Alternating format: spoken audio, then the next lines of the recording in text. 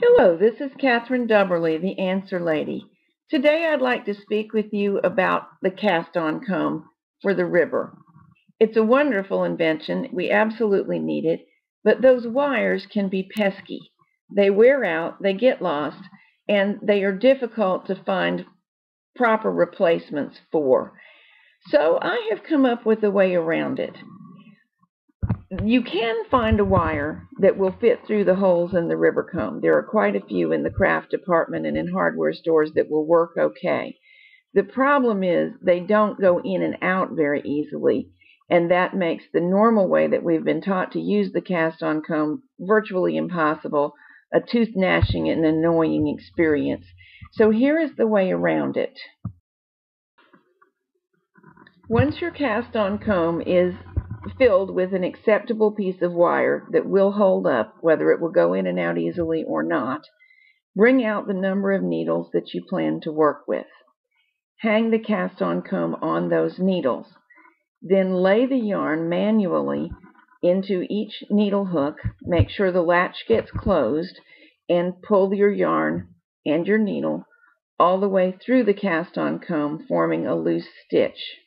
Do make the stitches loose so that the comb will drop down and get out of the way.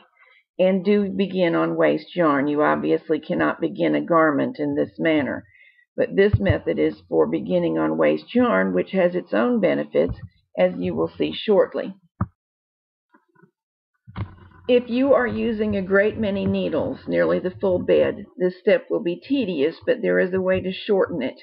It is acceptable to make a stitch with your waste yarn on only every second or third needle. This will still put the weight evenly enough across, and since you're beginning in waste yarn, you will be able to add needles progressively to work and get them all knitting. So whether you are knitting a hat or a glove or a sweater, whatever number of needles that you need to start with on the river, go ahead and put them on the main bed only and begin on waste yarn across that number of needles. Of course, hang a river weight on the comb once you're done, and now thread the yarn into the machine in the normal way using the single bed sinker plate, the normal sinker plate just for the knitter, and knit a few rows of waste yarn. Now we're ready to begin the actual garment. For this demonstration, my green yarn is waste yarn and black yarn is going to be the garment yarn.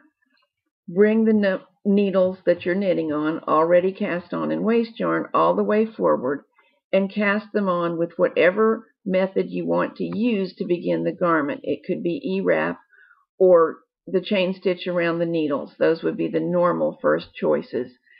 Although I'm showing you E-wrap here, I particularly like the chain stitch around the needles to make a very neat hem when I'm going to use a ribbing that's not very tight, as I would on a cotton garment. Next, thread the main yarn into the carriage, still using the single bed sinker plate and knitting only on the knitter, and knit one row. After this row, we will change the river arm, engage the river, bring it up into position, and transfer whichever stitches we want to knit on the river from henceforth to the river. For this demonstration, I could not find my double-eye needle handily, so you will see me transferring with the two-tool method. If you don't happen to know it, take a look. It's really quite easy, and sometimes it comes in very handy. Here's a helpful hint about attaching the river arm when there is already a main yarn in work. In this case, my carriage is at the left, so the yarn is at the left. The river arm is going to need to load from the left. Therefore, I need to pull my main yarn farther left than the carriage in order to allow it to slide into place and thread it properly. I forgot to do that, which I clipped out of the video so you didn't see my embarrassment, but it's a pretty common mistake, and I'd like you to be able to avoid the frustration. If you do make the mistake I did, you will have to undo the river arm, reroute the yarn, put it all back together. Not a disaster, but a time waster. Once the correct stitches are on the river, double check that you have both dials set where you want on the main bed and the river carriage, knit the correct number of rows of ribbing, then reverse the whole process by detaching the river and returning all the river stitches to the main bed. Now the ribbing's done and you can proceed with the garment. When you are completely finished with the garment is the time that you will remove the waste yarn from the bottom of the garment and remove it from the river comb and set it aside to use another day. Of course, if you don't need river weights for the entire garment, remove the river weights before proceeding with the garment. This is a technique that I've used for many years, and I use it frequently for the samples that I knit for News and Views magazine.